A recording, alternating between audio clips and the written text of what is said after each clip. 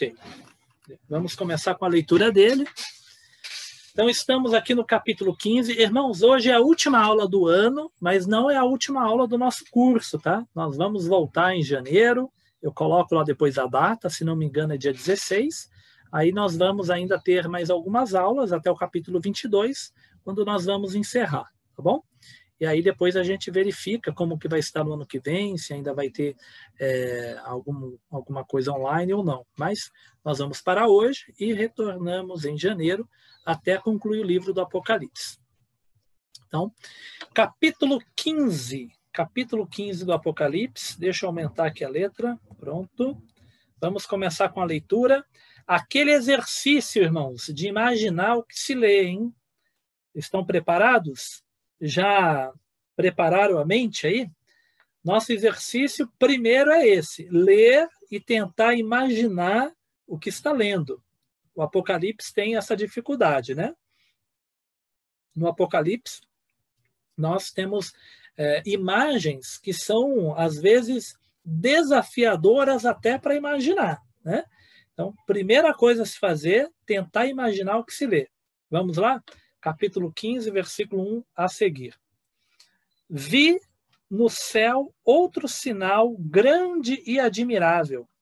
7 anjos, tendo os 7 últimos flagelos, pois com estes se consumou a cólera de Deus. Vi, aqui eu vou dar uma dica já para os irmãos, tá? Vocês estão vendo essas palavrinhas aqui, ó? Vi, aqui de novo, ó. Vi, já vou pular aqui para baixo, ó. Depois, isso daqui no texto é um indicador que está se mudando de assunto ou de passagem, tá? Vi, aí ele conta o que viu. Aí depois de novo vi, ele vai contar outra coisa que ele viu. Depois, estão reparando? Então aqui, essas palavrinhas já são indicadores como se fosse uma quebra no texto, tá bom? Aqui já é um indicador. Você consegue imaginar 7 anjos no céu e eles estão segurando os 7 últimos flagelos? Flagelo seria as pragas, tá? Mas como que alguém segura uma praga? Você consegue imaginar alguém segurando uma praga, um flagelo, né? Imagina alguém segurando...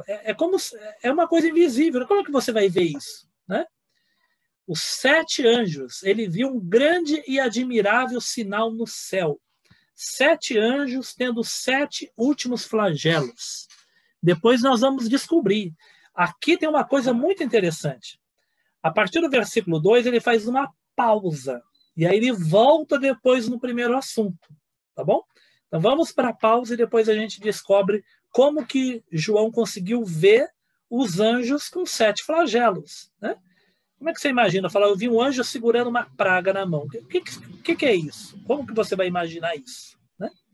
Agora vamos imaginar aqui, ó, essa outra perícope, né? Perícope é passagem, tá? É uma passagem fechada, tá? O começo, meio e fim é um trecho fechado.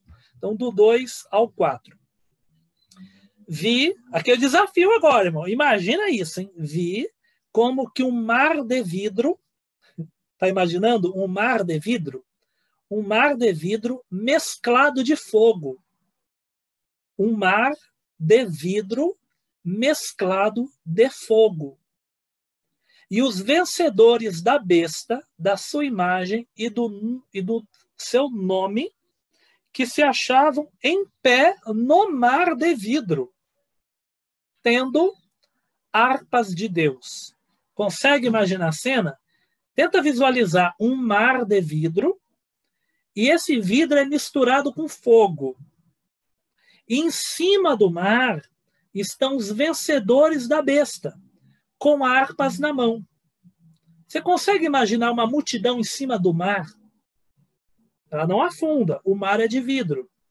Esse vidro, ele é misturado com fogo e tem uma multidão em cima do mar.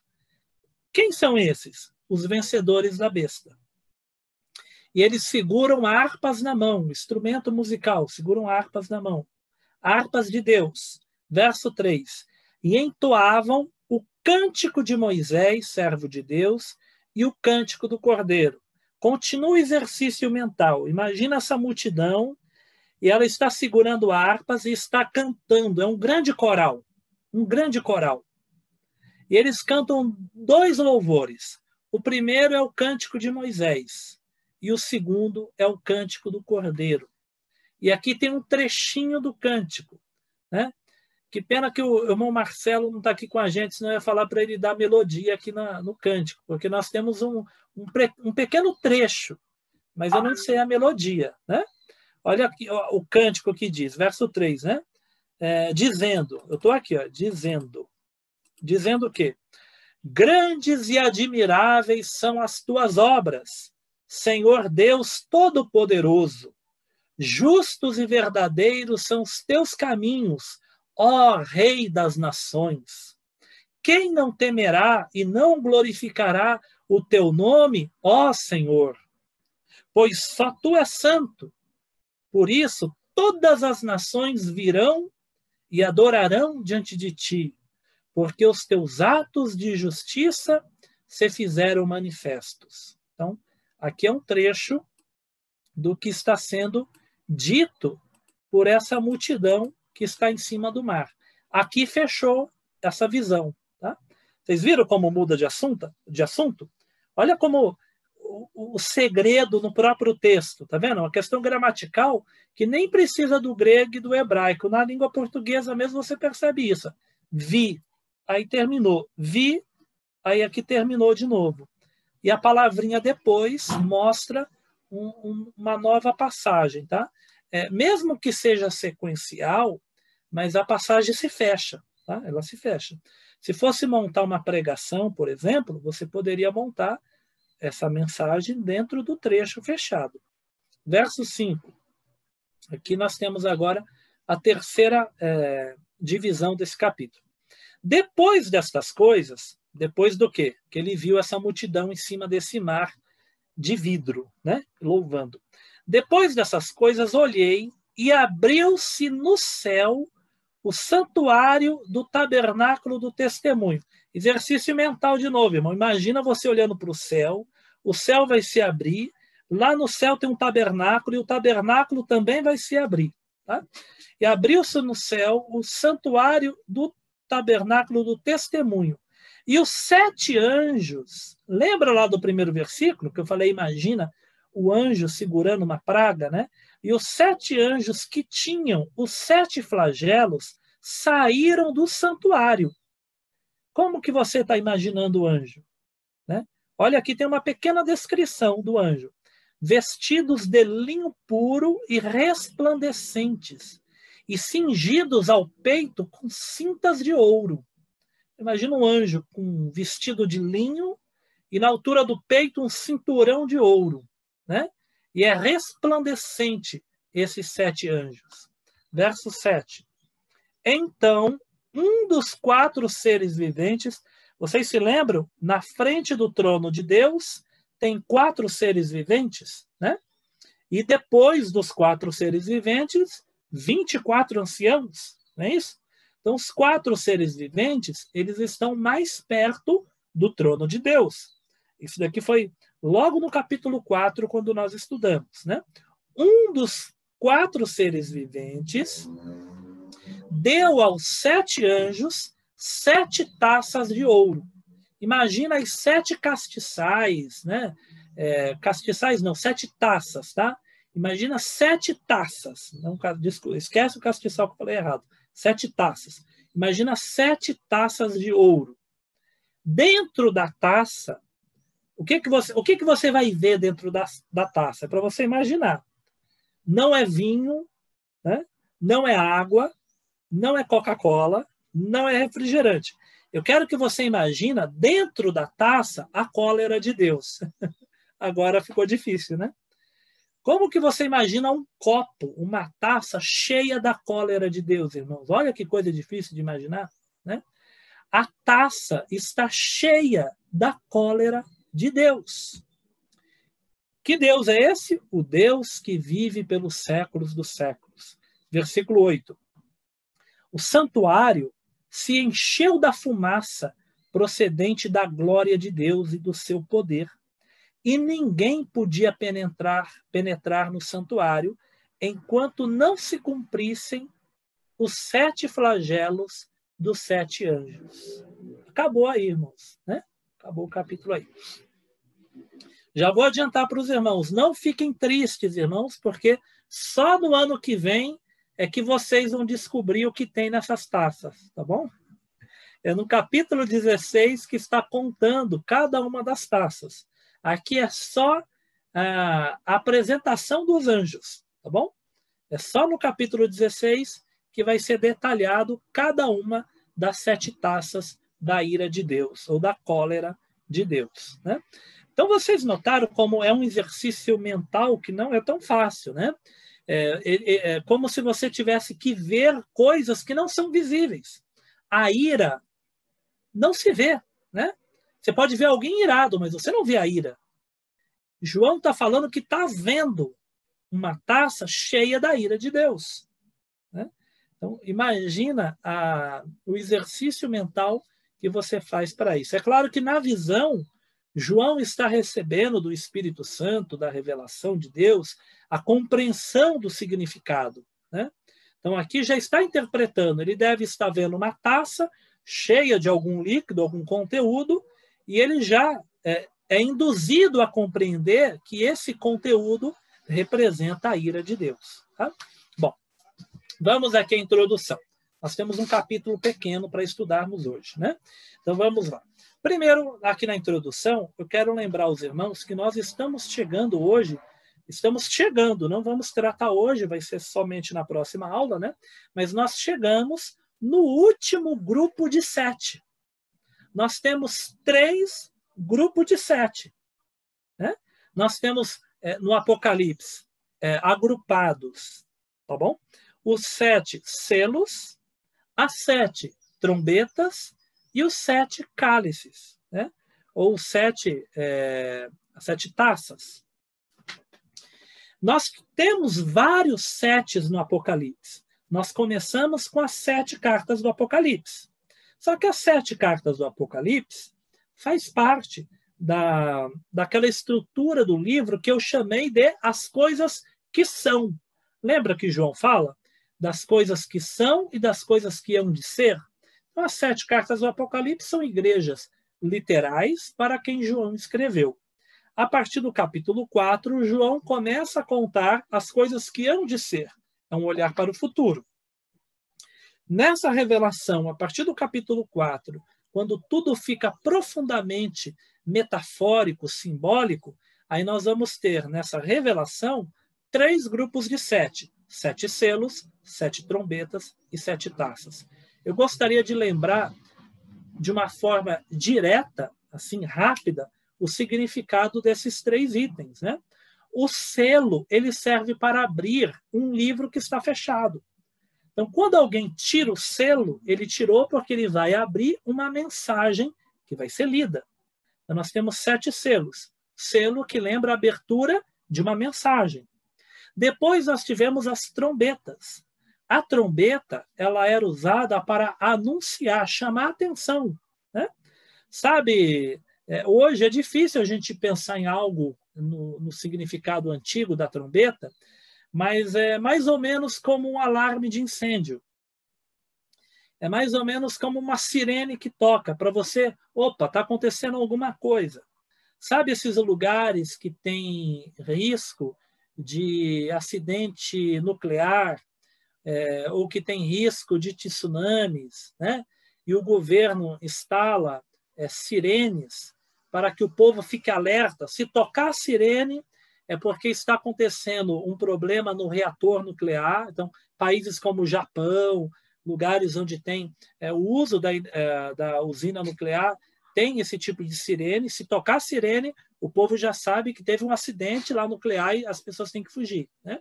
E tem lugares que, devido a terremotos ou ameaça de acidentes naturais, tsunamis, o governo tem colocado também sirenes que toque, o povo desperta, tem que fugir, tem que correr, né? Ou na escola, por exemplo, né? Toca o sinal, é hora de entrar para a aula, né? Tem um intervalo, toca o sinal, acabou o intervalo, é hora de voltar para a aula. A trombeta, na antiguidade, ela era um toque para chamar atenção. Era um toque de guerra, de comando, de convocar um exército. Ou poderia ser um toque que anunciava a chegada de um exército, a chegada de um imperador, a chegada de um governante. Então, as trombetas eram usadas no sentido de anunciar que algo está para acontecer. É um anúncio. Toca a trombeta, você fica desperto. Vai acontecer alguma coisa, né? Pelo toque da trombeta, a pessoa poderia saber se era o começo de uma guerra, se era uma convocação para uma guerra.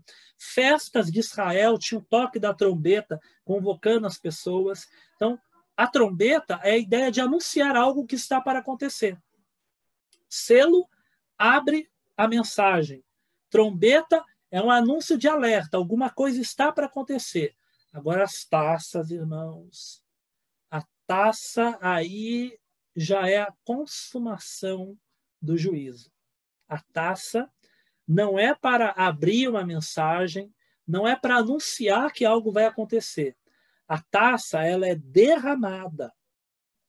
Os anjos pegam a taça e eles viram sobre a terra, viram o conteúdo, né? A ideia da taça ser derramada é como se estivesse sendo executado o que deve acontecer, né? Então, aí a taça já é... Olha como diz o primeiro versículo. O primeiro versículo, olha lá.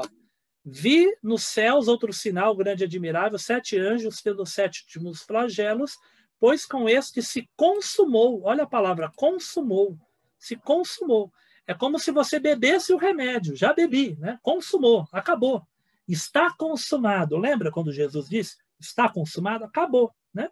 Então, agora a taça já é definitivo, fechou, acabou. Seria mais ou menos por aí, tá? Porque é o último grupo de 7. E isso é simbólico também, né? Nós temos 3 grupos de 7. O 3 é um número que lembra a Trindade. O 7 na Bíblia é o número que na numerologia, nada místico nem astrológico, tá, irmãos? Estou falando no pensamento judaico, desde a antiguidade, e no Apocalipse tem muito. O número 7 é um número que invoca a perfeição, desde a criação, por Deus ter completado a sua obra no 7º dia. Então, o 7 mostra uma ação completa e fechada. Tá? Então, essa ideia de completo está no número 7 e no número 4. O número 4, devido aos 4 pontos cardeais. Vocês se lembram que tem o anjo, os anjos são colocados nos 4 cantos da Terra, não é que a Terra é quadrada, né? É os 4 pontos cardeais, né? Ou seja, em todas as direções da Terra, o juízo é anunciado. Tá bom? O capítulo 15 e 16 formam um bloco. Tá bom? O 15 é uma introdução para o 16.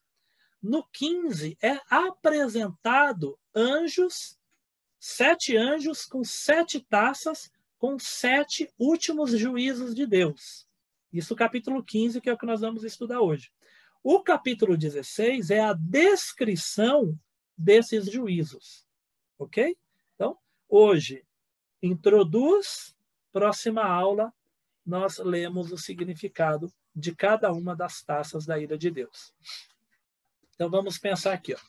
Primeira parte. Então, nós dividimos aqui em 3 partes. A primeira parte, que eu mostrei lá pelo vi e o depois. Né? E sempre lembrando, João é o que vê. Né? É o profeta que vê, ele é visionário. Né? Tem uma palavra que, infelizmente, ficou maculado pelo paganismo, pelo misticismo, que é a palavra vidente. Né? A palavra vidente ela ficou maculada pelas religiões místicas, né? Parece coisa de cartomante, de cigano, sei lá, alguma coisa assim do tipo, né? Mas vidente no Antigo Testamento, eu já falei, né? Era usado para profetas, né? Samuel é chamado de vidente, Gade é chamado de vidente. Vidente é o que vê.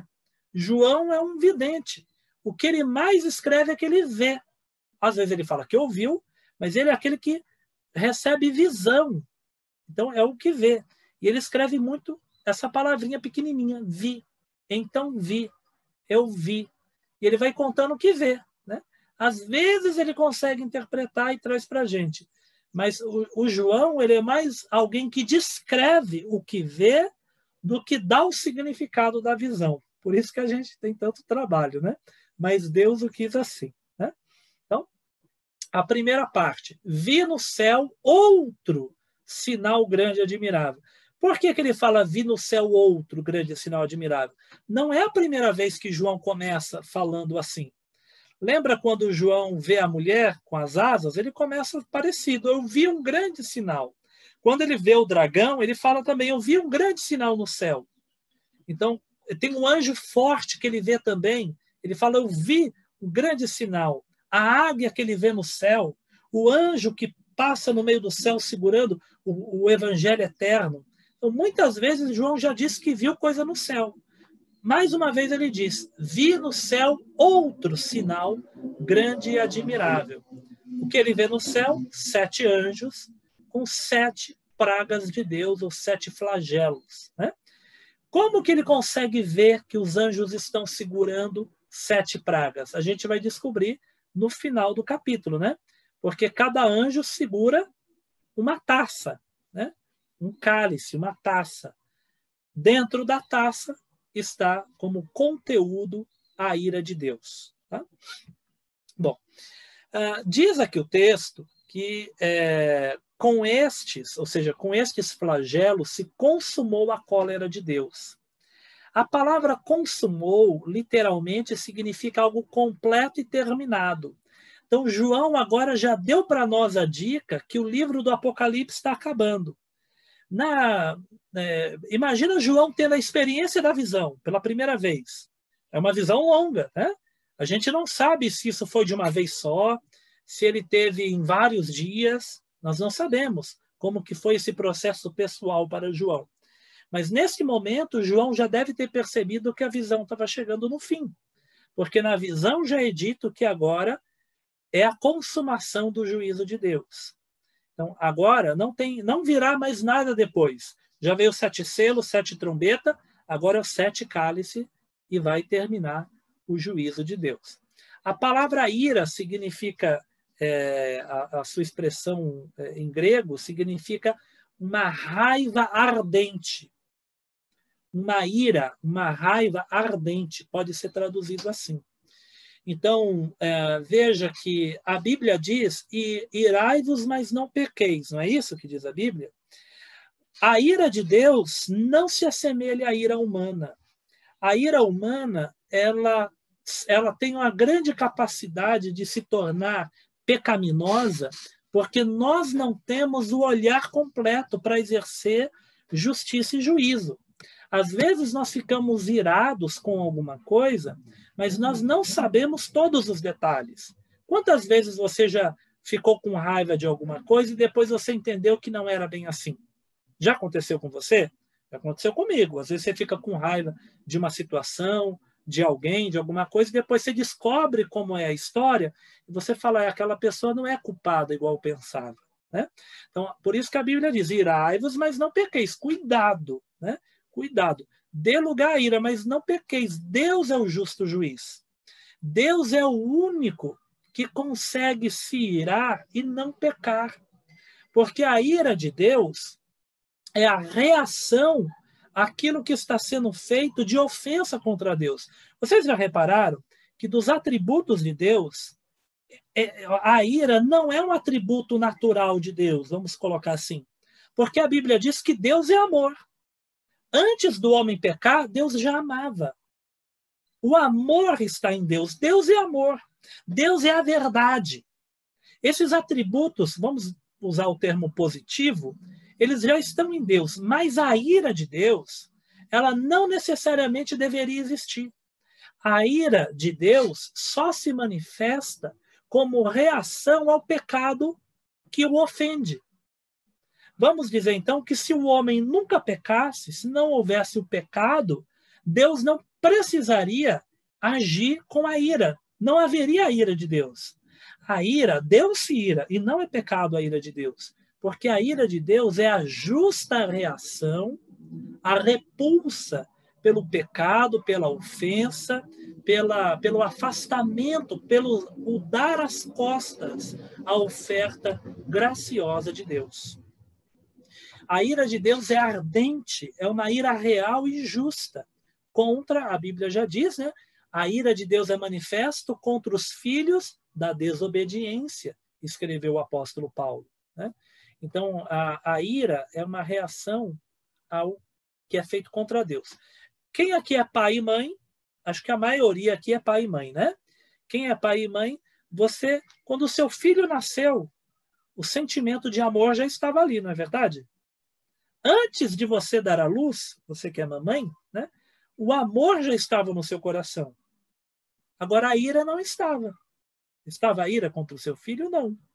Mas depois que o seu filho cresceu, se você já teve a experiência do seu filho talvez fazer um desaforo, uma ofensa, o seu filho agir de um modo irrefletido contra você, você já ficou irado com ele? Né? Mas essa ira, ela é original? Não é. Mas o amor é. O amor é um sentimento original do pai com o filho. Olha que lindo, que maravilhoso. Agora, a ira, ela surge como reação àquilo que é a ofensa. Isso é muito interessante. Por isso que não estranhe quando a Bíblia fala da ira de Deus, porque a ira é a manifestação do justo juízo de Deus diante do dar as costas para Deus. Eu vou adiantar para os irmãos um versículo das 7 taças da ira de Deus, né? Olha o que é dito quando é derramada a última taça da ira de Deus. Quando é derramada a última taça, eu coloquei aqui o versículo, Apocalipse 16, versículo 17. Ó. Eu vou grifar de azul para os irmãos verem onde eu estou. Ó, vai ficar tudo azul aí, quer ver? Aqui, estou aqui. Olha o que está escrito aqui, ó, 16, 17. Então derramou o 7º anjo a sua taça pelo ar, e saiu grande voz do santuário, do lado do trono, dizendo: feito está. Olha só, o que significa isso? Lembra do brado de Jesus na cruz? Está consumado? E aí Jesus entrega o Espírito e morre? Está consumado. A última taça, quando é derramada a última taça, vem uma voz que diz, é como se estivesse falando, está consumado, está concluído, feito está. O juízo de Deus se completou sobre a terra. Né? Não é o juízo final, não é o julgamento final, mas é a ação de Deus intervindo na terra.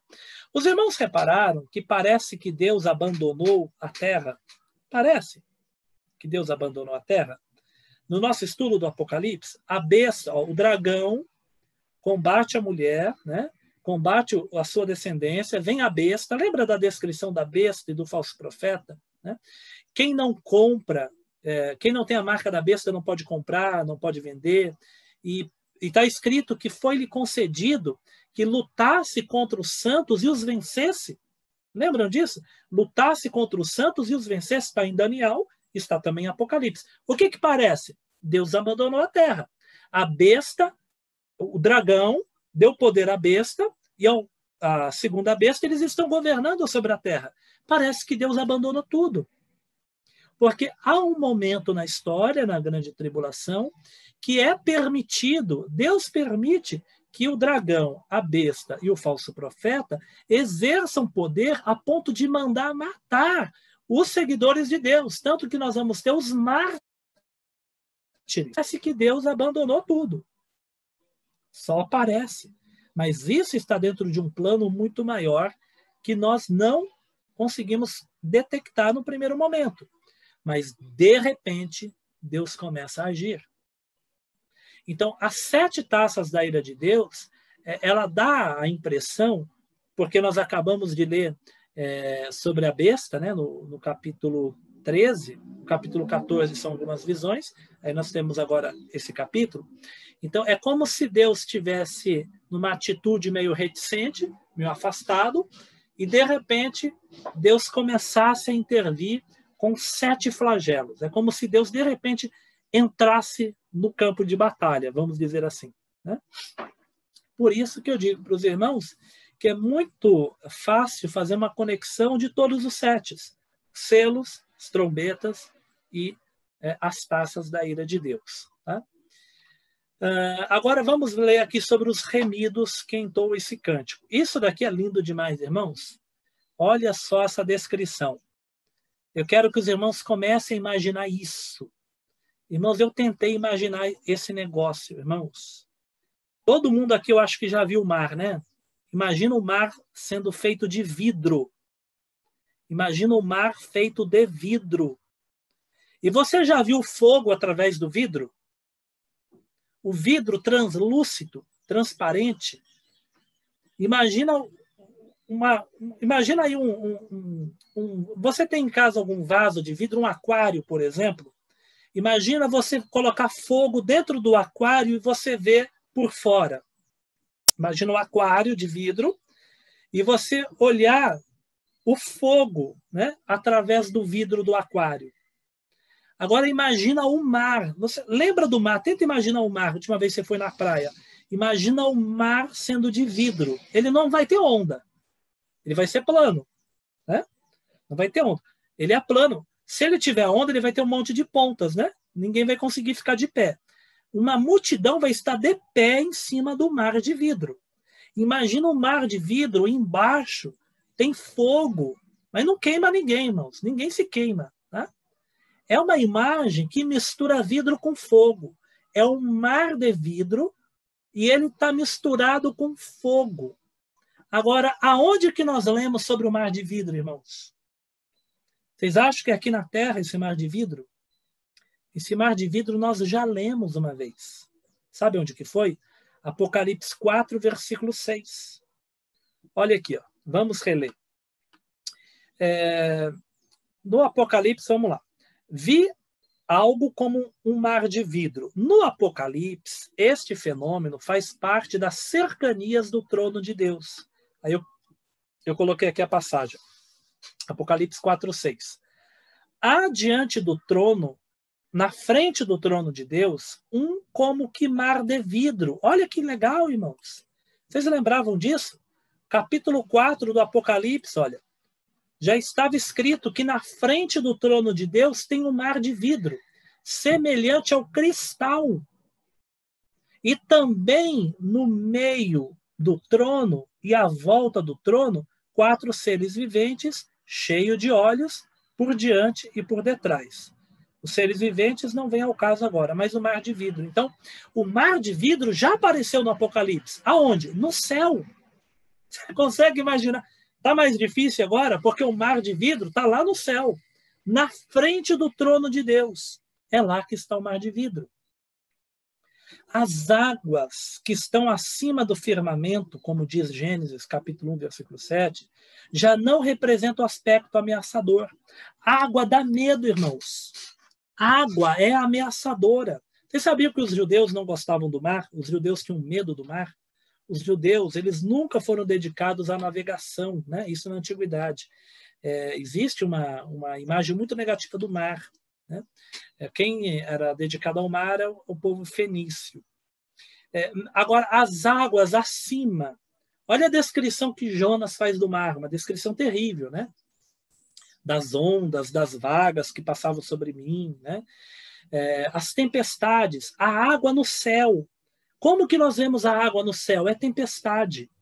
Quando você vê aquele céu carregado, aquele negrume, né? Relâmpagos e raios, é aí que você vê água com fogo. Quando que você vê água com fogo? Nos relâmpagos. Você vê a água no céu, né? Na nuvem que está carregada, e os relâmpagos cortando tudo isso. Mas agora não tem mais ameaça. Irmãos, uma das coisas que eu tenho mais pavor, tá? Uma coisa que eu tenho pavor é o mar, tá? Uma que eu não sei nadar, não sei nadar. Mas sabe cena de filme? Agora eu esqueci o nome do filme. Tem um filme com George Clooney, né? Um filme antigo, que mostra alguns pescadores numa tempestade. Também Aventuras de Pi também tem uma imagem assim. Sabe aquela imagem de tempestade no mar, que você não consegue mais identificar aonde que é o céu e onde que é o mar, porque fica tudo escuro, parece que tudo se mistura. Você vê aquelas ondas violentas que parece que vai tragar, vai engolir o barco. né? E lá no filme a pessoa olha para o céu, é tudo escuro, no meio de uma tempestade, e mistura o céu e o mar numa coisa só, e não tem terra firme. É uma imagem aterradora, né? É uma das imagens mais terríveis que se tem, porque não tem terra firme. O mar é gigantesco, ele vai engolir o barco, você vai morrer afogado. O barco ele é pequenininho perto do mar. Se ele virar, acabou tudo, né? Mas agora, qual que é a visão do Apocalipse? O mar está pacificado. O mar é um mar de vidro. Ele está plano. As pessoas estão de pé em cima do mar. E tem fogo, mas não tem ameaça. O mar é misturado com fogo. As pessoas estão em cima do mar segurando instrumento musical. O vidro não se quebra, não precisa ficar com medo. O vidro não se quebra, né? Então, aqui, qual que é a imagem que nós temos? É a imagem de que aquilo que era ameaçador foi domado. Aquilo que era agitado, o mar é agitação. O mar, ele é agitado, a agitação é onda. Agora o mar está domado. Lembra de Jesus? Vento, aquieta-te. Mar, silêncio, fica quieto. Lembra de Jesus acalmando a tempestade e diz que houve bonança? É como se eu esqueci agora o termo que usa na navegação, mas aquela na antiguidade não tinha barco a motor, né? Dependia do vento. Então, às vezes a água ficava tão parada que eles ficavam no mesmo lugar às vezes durante dias. Tem uma expressão para isso que eu esqueci. Os navegadores, os descobridores da América, né, entre aspas, né, os conquistadores, passavam por isso. Às vezes tinha um período de calmaria, uma calmaria muito grande, que não tinha vento nenhum. O mar ficava como se fosse quieto, parado. Jesus domou o mar da Galileia. Aqui, o mar está domado, parado, e ele é de vidro, misturado com fogo, e a igreja, o povo santo, está em cima desse mar. Você já se imaginou lá? Agora eu mudo a figura. Eu pedi para você imaginar pessoas em cima do mar de vidro e tem fogo embaixo desse vidro, né? E eles estão segurando uma harpa e louvando. Eu quero que você se imagine lá. Irmã Eurides, irmão Givaldo, né? Irmã Valdeci, irmão Celso. Imagina você, se imagina lá. Você em cima do mar de vidro. Tenta se imaginar, você em cima do mar de vidro. E você olha para baixo e você vê fogo. Mas não tem perigo. O vidro não quebra e o fogo não te queima. E você está com a multidão do povo santo. Você está segurando uma harpa. Você vai abrir a boca, você vai cantar o cântico de Moisés, e depois você vai cantar. Sabe o que você vai cantar depois? Lembra da aula da semana passada? Um cântico que ninguém sabe. Um cântico que ninguém sabe. Somente aqueles que foram comprados vão aprender. É o cântico do Cordeiro. Imagina você nesse coral louvando a Deus. Né? E aí nós temos a imagem do fogo. O fogo muitas vezes é juízo. Né? O fogo muitas vezes é o juízo. O juízo de Deus é com fogo. Desde o Antigo Testamento, Sodoma e Gomorra, desceu fogo do céu. O fogo é associado a juízo. Mas o fogo também é associado à glória de Deus. Olha como está escrito. Lembra que eu li aqui agora para vocês, ó, capítulo 4, versículo 6, que fala que na frente do trono de Deus tem um mar de vidro? Agora, olha o versículo anterior, Apocalipse 4, 5. Do trono saem relâmpagos. Relâmpago é fogo. Saem relâmpagos, vozes e trovões. E diante do trono ardem 7 tochas de fogo, que são os 7 Espíritos de Deus. O fogo está associado à glória de Deus. Quando Jesus aparece, a primeira aparição de Jesus, olhos como chama de fogo. Pés reluzente como latão, polido no fogo, aquele latão em brasa. Né? O fogo, ele é juízo, mas o fogo também é a presença gloriosa de Deus. Por isso o mar de vidro, como cristal, misturado com fogo. Né? E agora aqui começa um outro paralelo, irmãos. Qual que é o outro paralelo? Tem uma coisa que eu não falei para os irmãos até hoje, tá? eu acho que eu esqueci de falar. Como eu disse, irmãos, o Apocalipse tem muita coisa, né? E nem tudo eu consigo falar. Mas eu estou mandando aí, quem parar para ler. Uma coisa que eu não mencionei é que o Apocalipse ele tem muitas figuras do Antigo Testamento, especialmente de Gênesis e de Êxodo. O Apocalipse ele recobra muitas imagens que é do Antigo Testamento, mas especialmente Gênesis e o Êxodo. E faz sentido. Por quê? Gênesis é o primeiro livro da Bíblia. Deus criou um mundo perfeito. E aí veio a queda. Agora, o que está acontecendo? Nós estamos voltando para um mundo perfeito. Né? Estamos voltando. Nós vamos encontrar aqui no Apocalipse, de novo, a árvore da vida. Nós vamos encontrar de novo o maná escondido. Nós vamos encontrar de novo o tabernáculo. Nós vamos encontrar de novo a Arca da Aliança. Todas as imagens de Gênesis e Êxodo.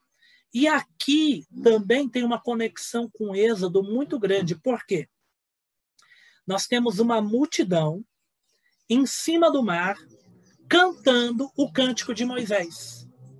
Essa imagem, ela lembra o povo de Deus do Êxodo. Tá? O texto aqui ele vai lembrar, o mar de vidro é o local onde estão os vencedores. Quem que está no mar de vidro? Os que venceram a besta, o falso profeta, né? O nome da besta. É o que está escrito lá. Isso daqui vai nos lembrar dos judeus depois de vencer o faraó. Vocês se lembram quando que os judeus cantaram o cântico de Moisés? O cântico de Moisés que está escrito aqui, ele tem na Bíblia. Está em Êxodo capítulo 19. É depois que atravessa o Mar Vermelho. Assim que atravessa o Mar Vermelho, é feito o cântico de Moisés. Deixa eu ver se eu falei certo. É Êxodo 15, tá? O Mar Vermelho é capítulo 14, Êxodo 15, os judeus cantam o cântico de Moisés. Né? De frente do Mar Vermelho, depois que o faraó foi vencido. Aqui no Apocalipse nós temos os vencedores da besta, que é um, entre aspas, o faraó é como se fosse um tipo da besta, tá? Um tipo, tá? Tipifica a besta, porque o faraó escravizou e perseguiu o povo de Deus, veio Moisés e os libertou, né? Para ir para a nova terra. A besta, o faraó é vencido e de frente do Mar Vermelho é feito o cântico de Moisés. Nós temos aqui os vencedores da besta que diante do mar de vidro, ou seja, em cima do mar de vidro, eles cantam o cântico de Moisés. Então nós temos aqui uma comparação. Né? Assim como no Antigo Testamento teve o faraó que perseguiu Israel e foi vencido por Deus, nós temos aqui no Apocalipse a besta que persegue os santos e é vencido por Cristo Jesus. Tá? Bom, nós temos aqui um outro paradoxo. Eu já vou falar mais do cântico, tá? Mas nós temos um paradoxo interessante aqui. Né? Nós estamos numa época de dor e sofrimento, como nós temos falado aqui devido a essa pandemia. Mas nós somos vencedores? Você se considera vencedor? Você é vencedor? Você tem sucesso? Você é uma pessoa de sucesso? O que significa sucesso? Né? Hoje eu postei uma imagem lá no Instagram, uma frase do Billy Graham, ele falando algo do sucesso, falando que o mundo é obcecado pelo sucesso. Aí ele pergunta, mas o que é sucesso para Deus? O que é sucesso para Deus? Por que existe um paradoxo? Eu vou voltar lá no texto bíblico, olha, eu vou subir aqui, ó. Versículo 2. Ó. Vi como que um mar de vidro mesclado de fogo e os vencedores da besta, da sua imagem e do número do seu nome, que se achava em pé no mar de vidro, tendo a harpa de Deus. Irmãos, quem canta são os vencedores. Mas quem são esses vencedores? Vocês se lembram do capítulo 13? Eles foram mortos pela besta. Vocês se lembram das duas testemunhas? Eles foram mortos e o seu corpo foi colocado como espetáculo na grande cidade. Os servos de Deus são perseguidos e mortos pela besta no capítulo 13. Como que eles são vencedores? Como que eles são vencedores? Porque a vitória para Deus não significa o que é vitória para o mundo. Aos olhos do mundo, os mártires são derrotados. Aos olhos de Deus, eles são os vitoriosos. Aquilo que o mundo considera vitória não é o que o Evangelho considera vitória. Aquilo que o mundo reconhece grande, rico e belo, não necessariamente é o que Deus vai considerar rico, belo, forte, poderoso. Por isso que Paulo vai falar que o Evangelho é loucura para os que se perdem, é loucura para este mundo, né? Então, esses que são vencidos, e é curiosa essa palavra, irmãos. Vocês se lembram que está escrito lá, naquele paralelo que eu fiz, está escrito exatamente essa palavra vencer. Está escrito que foi concedido à besta que vencesse o povo de Deus. Só que vencer lá significa que o povo de Deus vai ser martirizado. Mas aqui na glória, eles aparecem não como derrotados, eles aparecem como vencedores. Olha agora as descrições que nós ouvimos hoje de irmãos que morreram pelo Covid. Aos olhos do mundo, pode parecer que esses irmãos foram derrotados. Ele foi vencido pelo Covid, ele foi vencido pela doença. Não aceite isso. Esses irmãos que morreram pelo Covid, né, eles não foram vencidos, eles são vencedores apesar do Covid. Eles venceram guardando a fé em meio a doenças e tribulações. Não é maravilhoso? Lembra quando Paulo fala, irmãos, a respeito dos que dormem? Eu quero que vocês não ignorem, porque se cremos que o Senhor Jesus morreu e ressuscitou, também cremos que os que morreram em Cristo retornarão com ele. E quando Paulo descreve, ele termina falando, consolai-vos uns aos outros, porque aqueles que não têm esperança são os que sofrem. Mas nós temos a esperança. Assim como aqui no Apocalipse tem um grande paradoxo. Os vencidos na terra são os vencedores no céu. Isso é maravilhoso, né? Então, a vitória que Deus nos dá, ninguém pode tirar. Nem a morte, nem o diabo, nem o inferno, nem a doença, nada neste mundo. Por quê? Porque a nossa vitória está no reino eterno. Um dia, todos nós estaremos nesse mar de vidro, com harpas e louvando a Deus. Esse cântico, ele é um cântico conhecido, tá? O primeiro cântico, o cântico de Moisés. Eu coloquei aqui para os irmãos só um trecho, ele é longo, tá? Ele deve ter, se não me engano, 19 versículos. Eu acho que vai até o versículo 14 ou 19, eu não lembro, eu coloquei só o começo aqui, ó. Êxodo capítulo 15, versículo 1 e 2. Assim que eles atravessam o Mar Vermelho, acontece essa cena. Então entoou Moisés e os filhos de Israel este cântico ao Senhor. E aqui ficou conhecido como o cântico de Moisés, tá? E disseram, cantarei ao Senhor, porque triunfou gloriosamente. Lançou no mar o cavalo e o seu cavaleiro. O Senhor é a minha força e o meu cântico. Ele me foi por salvação. Este é o meu Deus, portanto eu o louvarei. Ele é o Deus de meu pai, por isso o exaltarei. E aí ele vai descrevendo a passagem pelo Mar Vermelho e a derrota do faraó. Imagina todos os irmãos que passam por dores e sofrimentos nessa vida. E os irmãos vindos da grande tribulação, mortos na época da besta e do anticristo, agora no mar de vidro, vendo o trono de Deus, nesse lugar maravilhoso, cantando, não como derrotados, mas como verdadeiros vencedores em triunfo. Nessa hora, quando nós estivermos lá, toda a tristeza que nós passamos na terra, toda a fome, toda a doença, toda a tribulação, toda a tristeza, toda a lágrima perderá o sentido. E aí nós vamos experimentar na presença de Deus o que é ser mais do que vencedor. Os que cantam são os que venceram, né? E aqui tem uma ênfase grande aos mártires, mas aqui a noção é que estará todos os que foram comprados. Assim como no capítulo 14, versículo 1, eles estão no monte Sião, aqui eles aparecem no mar de vidro. Né? Esse é o primeiro cântico, o cântico de Moisés.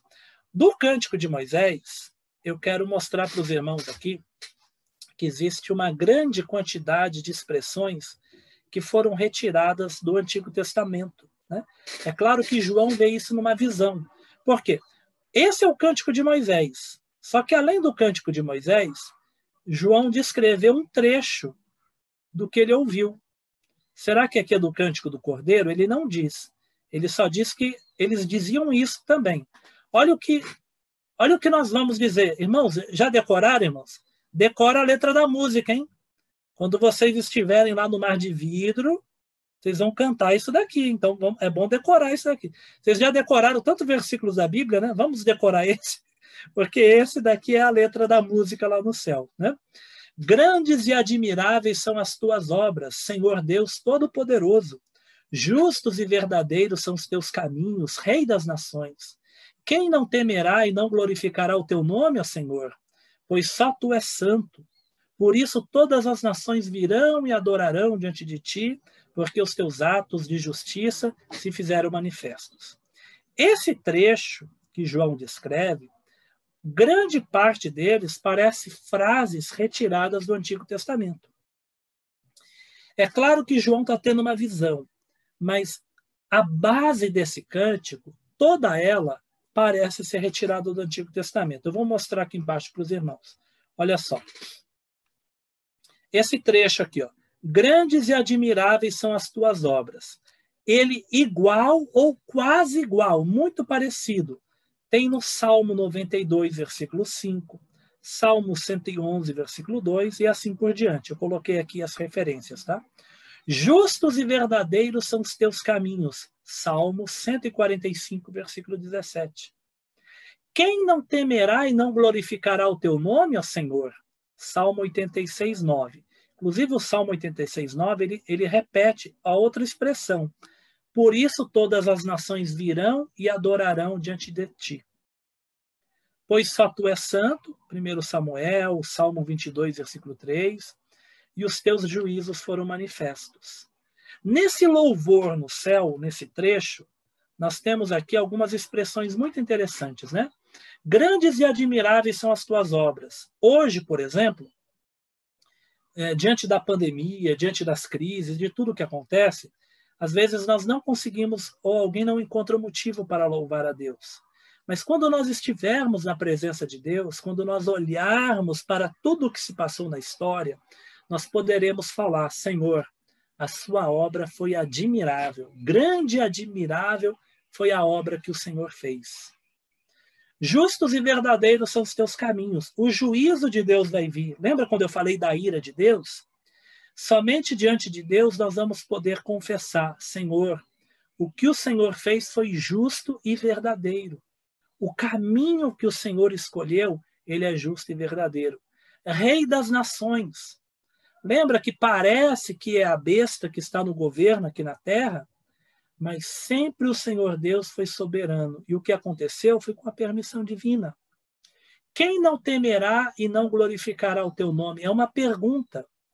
Diante de Deus, quando nós vemos a majestade e a glória, só nos restará curvar a cabeça e falar, Senhor, quem é capaz de não dar glória diante da soberania que és tu? Imagina o Todo-Poderoso. A Bíblia diz que vai chegar um dia, um momento, que nós não sabemos quando, mas vai chegar um momento que todo joelho se dobrará e toda língua confessará. Isso está em Isaías e é repetido em Filipenses. E aqui tem uma pergunta retórica: quem não vai conseguir temer? Quem vai conseguir não dar glória a quem é o único digno de glória? E aí ele diz, pois só tu és santo. As ações, hoje nós podemos até não entender, e até nas descrições do Apocalipse, do juízo de Deus. Mas Deus, mesmo no juízo, ele não deixa de ser santo. A santidade de Deus nunca esteve ausente. Deus exerce a sua santidade, o seu amor e a sua misericórdia, sem deixar de ser santo, né? e o que acaba redundando na adoração. Por isso, todas as nações virão e adorarão a ti. Nesse mar de vidro, haverá pessoas de todas as tribos, línguas e nações. E aí nós vamos terminar dizendo, pois os teus atos de justiça foram manifestos. Ou seja, lembra de uma outra visão que nós lemos? Foi nos selos, que os mártires, embaixo do trono de Deus, falavam, Senhor, até quando, né? Não vai exercer o juízo? E aí uma voz diz para os mártires que ainda não era chegado o tempo para elas descansarem, né? Pois agora chegou o tempo. Agora, nessa descrição, o juízo de Deus vai se manifestar. A justiça de Deus se manifesta. Essa é a nossa esperança, irmãos. Como eu disse, nós olhamos neste mundo tanta corrupção, tanta miséria, tanto crime, tanta injustiça manifesta. Mas vai chegar o momento que nós vamos louvar lá no céu, porque os teus atos de justiça se fizeram manifesto. Quando os atos de Deus de justiça se fizerem manifesto, é quando o juízo de Deus vir sobre quem merece juízo e a misericórdia de Deus vir, não sobre quem merece misericórdia, porque ninguém merece, mas sobre todo aquele que nele buscou refúgio. Né? Bom, prosseguindo aqui. Agora chegando já na parte final, tá? A última parte. Deus envia os flagelos. Né? Nós temos aqui uma descrição muito interessante também, e ela é confusa. Tá? Temos a descrição interessante e confusa, se a gente conseguisse ler aqui talvez em grego, no original, ou se você tiver uma percepção mais aguçada. Por quê? Vocês se lembram que Israel teve 2 tipos de local de culto, né? Israel teve o tabernáculo e teve o templo. Qual que é a diferença? O tabernáculo, ele era uma tenda que montava e desmontava. Lembram disso? Lá no deserto, Moisés construiu uma tenda, um tabernáculo. Ele andava com o povo. Né? Lembra, Israel mudava, eles desmontavam e carregavam para outro lugar. Na época dos juízes, ainda era um tabernáculo montado e desmontado. Somente na época de Salomão é que vai ser construído um prédio fixo. Aí vai ter a construção de um templo. Né? Aí vai ser um prédio fixo. Qual que é a confusão que existe aqui nesse texto do Apocalipse? É mencionado as 2 palavras. Uma palavra que significa tabernáculo e uma palavra que significa templo. Na visão, João vê no céu o tabernáculo e o templo, mas ele descreve como se fosse um só. Aí a pergunta é, João está vendo no céu, é o tabernáculo ou é o templo? Percebe? Ele descreve como se fosse uma coisa só, o templo e a tenda. Só que a tenda não tinha parede, né, de material rígido e fixo. Né? A tenda era uma tenda mesmo, era cortinas, né? Que montava e fazia a divisão. É uma tenda, como diz o termo. Agora, o templo era de pedras, né? E aí ele era algo mais fixo. Só que nós temos uma imagem interessante para tabernáculo. A primeira expressão que aparece é tabernáculo. Olha aqui o versículo 5, está em vermelho, tá? Depois dessas coisas, olhei e abriu-se no céu o santuário do tabernáculo do testemunho. Essa expressão aqui, ó, tabernáculo do testemunho. Aqui é a imagem da tenda. É interessante essa imagem, por quê? Essa é a imagem de Deus andando com o povo. Sabe aquela imagem que Deus está na igreja, mas a igreja é o prédio fixo? Por exemplo, nós estamos perdidos agora, né? E lá na Rua Nova Jerusalém está o prédio vazio. Então, para quem acha que Deus está no prédio, Deus está lá sozinho, né? Por causa da pandemia, lacrou as igrejas e nós estamos aqui longe, né? Então, vai ter uma ideia que Deus morava no prédio fixo. Muitos judeus vão ter essa ideia de Deus fixo no prédio. Mas antes, quando era o tabernáculo, a ideia é de um Deus que anda em Israel. Porque o tabernáculo era montado e desmontado. O tabernáculo não é fixo, o tabernáculo anda. Eu vou lembrar uma coisa muito bonita que tem somente em grego. Não sei se os irmãos sabem, mas lá em João capítulo 1, lembra João capítulo 1, versículo 14? E o verbo se fez carne e habitou entre nós. É um dos versículos mais conhecidos de João. E o verbo se fez carne e habitou entre nós. Essa palavra habitou, em grego, ela significa tabernaculou. Tabernaculou. Só que em português acho que quase ninguém iria entender, né? Por isso que nós temos aí a tradução habitou. Por que essa palavra é importante, tabernaculou? Porque o tabernáculo era um tipo de templo montado e desmontado, que andava por todo Israel, enquanto que o templo é um prédio fixo e parado. Jesus, quando se encarnou, Deus encarnado, Jesus não ficou num lugar fixo e parado, mas Jesus veio e andou entre Israel, andou entre as pessoas. Olha que maravilha. Deus não é o Deus do lugar fixo. Deus é o Deus do caminho, é o Deus que anda, é um Deus que está entre o seu povo. Por isso que não tem pandemia, não tem fechamento de igreja que bloqueie a Deus, porque Deus, assim como o tabernáculo, anda no meio do seu povo. Ok? Bom, agora voltando aqui para as ideias da visão, né? Ele vê o tabernáculo do testemunho, e os 7 anjos que tinham 7 flagelos saíram do santuário. Então ele viu o santuário abrir, imagina o santuário, ele abre as portas, e de dentro do tabernáculo saem os 7 anjos. E agora ele começa a usar expressões que são expressões mais ligadas ao templo, que é a expressão santuário. Tá? A expressão santuário ela era mais aplicada, esse termo, ao prédio fixo, enquanto que a expressão tabernáculo ao prédio móvel. João está usando as duas expressões, até porque lá no Antigo Testamento Deus operou nas duas construções, tanto na época do Êxodo, quando era desmontado e montado, como depois, quando o prédio foi fixo lá em Israel. Né? Esses 7 anjos vão sair de dentro do santuário e vai ser entregue para ele as taças da ira de Deus. Vamos ver agora aqui um pouco mais. Né? Agora serão 7 últimas pragas ou flagelos, e são retratados pelo esvaziar. Eu li ali só uma das taças. Né? Qual que é a ideia? O anjo derrama, ele esvazia a taça. O que significa isso?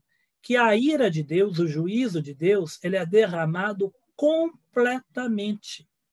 Quando fala que bebeu tudo, né? Ou seja, lembra a ideia, né? Quando a gente falava para as crianças, você já comeu tudo, né? Mas é tudo mesmo, né? Não deixou nada, né? Então, a ideia aqui da taça que é derramada é como se a ira justa de Deus ela viesse completa. Né? Não tem. Na aula passada nós falamos do vinho sem mistura. Então, é a ira completa de Deus que agora vai ser derramada na última fase da história. Tem uma coisa interessante que é a descrição dos anjos. Os anjos saem do templo, do santuário no céu, não é na terra, o santuário no céu, e a roupa deles lembra roupa de sacerdotes. É como se fosse algo cultico, né? Algo litúrgico. Ou seja, a ação de Deus na história é como se fosse um acontecimento litúrgico na descrição que aparece aqui. Mas eu quero focar outra coisa aqui. Né? Eu quero focar a ideia do templo, aqui é a ideia final. O que acontece no santuário no céu? Né? Vocês viram aqui a última descrição? Vamos acabar agora, tá, irmãos? Ó, versículo 8. Estamos no último versículo. Ó, vou colocar em verde. O santuário, essa parte, deixa eu colocar a cor preta, senão fica ruim de ler, né? Deixei em verde, mas deixa eu mudar a cor para a cor preta. Pronto. Ó. O santuário se encheu de fumaça procedente da glória de Deus e do seu poder. E ninguém podia penetrar no santuário, nem os anjos, tá? Enquanto não se cumprisse os 7 flagelos dos 7 anjos. Olha que coisa interessante quando a gente lê a Bíblia toda. A Bíblia toda mesmo, tá? Isso já aconteceu, isso está acontecendo, irmãos, pela 4ª ou 5ª vez. Eu vou colocar a 4ª vez, né? ou quinta. Olha que coisa interessante. Isso já aconteceu no Antigo Testamento. Nessa visão que João tem, o santuário lá no céu, depois que os anjos saem com as taças para derrubar na terra, derramar sobre a terra, o santuário enche de fumaça. E diz que ninguém pode entrar no santuário de Deus até completar a ira de Deus sobre a terra. Essa figura já aconteceu na Bíblia. Vamos lá. Primeiro, no tabernáculo. Quando Moisés construiu o tabernáculo e completou a construção, olha o que aconteceu. Êxodo 40, versículo 34 e 35. Então a nuvem cobriu a tenda da congregação, ó, a tenda é o tabernáculo, tá? E a glória do Senhor encheu o tabernáculo aqui na terra, da época de Moisés. Moisés não podia entrar na tenda da congregação, porque a nuvem permanecia sobre ela e a glória do Senhor enchia o tabernáculo. A mesma coisa que aconteceu agora no céu. Então, o tabernáculo de Moisés, na inauguração, a glória de Deus encheu como numa fumaça e ninguém conseguia entrar lá dentro, nem Moisés. Foi a inauguração do tabernáculo. Inauguração do templo. Agora o templo fixo. Tá? 1 Reis 8, 10 a 11. Tendo o sacerdote saído do santuário, uma nuvem encheu a casa do Senhor. Casa do Senhor aqui é o prédio fixo, é o templo, não é mais o tabernáculo. De tal sorte que os sacerdotes não puderam permanecer ali para ministrar por causa da nuvem, porque a glória do Senhor encheu a casa. Olha como tudo isso vai apontando para uma coisa celestial, né? Algo do céu ainda. Isaías agora tem uma visão. Isaías, no ano que morreu o rei Uzias, eu estou lendo aqui, ó, tá? A descrição de Isaías 6, 1 a 4. No ano que morreu o rei Uzias, eu vi o Senhor assentado sobre o alto e sublime trono, e as abas da sua veste enchia o templo. Ele viu como se fosse as pontas do vestido de Deus enchendo o templo. Né? Os serafins por cima dele voava, cobriu o rosto, tal, e clamavam: Santo, Santo é o Senhor dos Exércitos, toda a terra está cheia da sua glória. E aí diz: as bases do limiar se moveram, a voz do que clamava, e a casa se encheu do quê? De fumaça. Na visão de Isaías, aqui é uma visão, Isaías vê Deus em um templo e o templo fica cheio de fumaça. Ezequiel também tem uma visão do templo no futuro. Na visão de Ezequiel, depois o homem me levou pela porta norte, diante da casa, olhei e eis a glória do Senhor enchia a casa do Senhor. Então caí com o rosto em terra. Ele não consegue ficar de pé, porque na visão ele vê a glória de Deus enchendo a casa do Senhor. Ezequiel tem um detalhe muito lindo, porque Ezequiel começa contando que ele vê a glória de Deus indo embora do templo. E ele termina o livro contando que a glória de Deus voltou para dentro do templo, mas é numa visão do futuro. Então, o que nós temos até aqui? Uma nuvem que enche o templo e ninguém consegue ficar de pé, e essa nuvem, ou essa fumaça, é a glória de Deus. No tabernáculo, no templo e numa visão de Isaías e Ezequiel. E agora, no próprio céu, isso acontece na visão do Apocalipse. Lá no céu, o santuário de Deus enche de uma fumaça que diz que é da glória e do poder de Deus, e ninguém consegue entrar nem lá, nem os anjos, nem os seres que estão diante de Deus. Até, aí tem um prazo, até que se cumpra, ó, enquanto não se cumprirem os 7 flagelos. Ou seja, até a consumação. Qual que é a ideia aqui? A ênfase aqui não é o afastamento de Deus, mas é a glória divina. Não é a impossibilidade de se aproximar de Deus, mas a majestade, porque ninguém consegue ficar de pé, nem os anjos conseguem entrar mais. E ali é dado um prazo até completar as 7 taças da ira de Deus, porque agora é o juízo vindouro. Ok? Então, o que é que nós temos nesse capítulo? Primeiro versículo, ele fala dos anjos no céu com 7 flagelos. Aí ele conta do mar de vidro.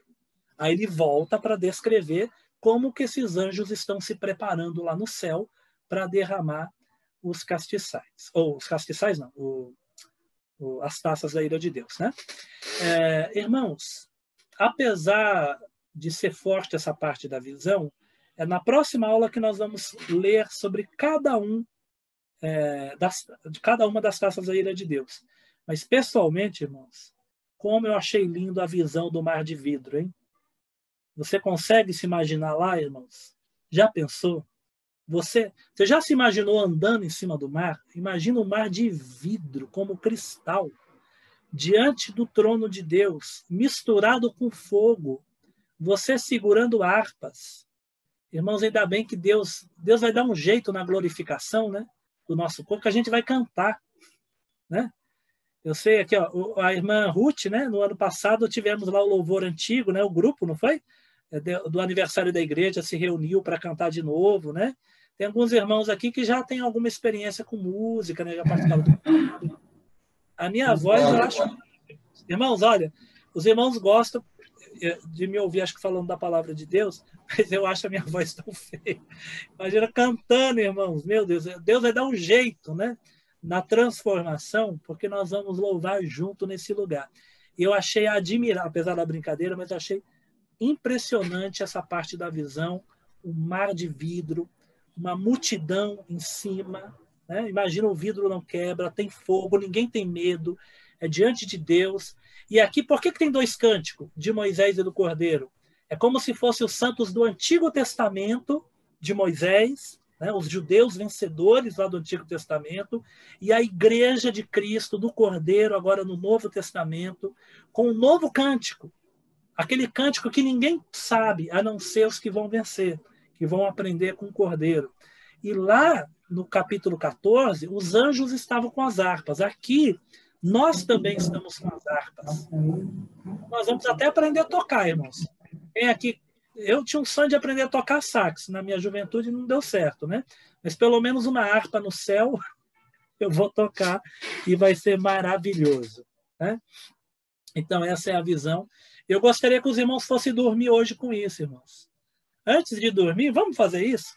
Imagina você no mar de vidro, com todos os irmãos que já partiram para o Senhor recentemente, né? Uma pessoa amada sua, irmãos de tempos atrás, fundadores das nossas igrejas, missionários, apóstolos, profetas, né? Irmãos de tantos lugares, nós aqui que estamos nos vendo juntos nesse mar de vidro, né? Segurando harpas e cantando o cântico de Moisés com santos do Antigo Testamento e do Novo, e o cântico do Cordeiro.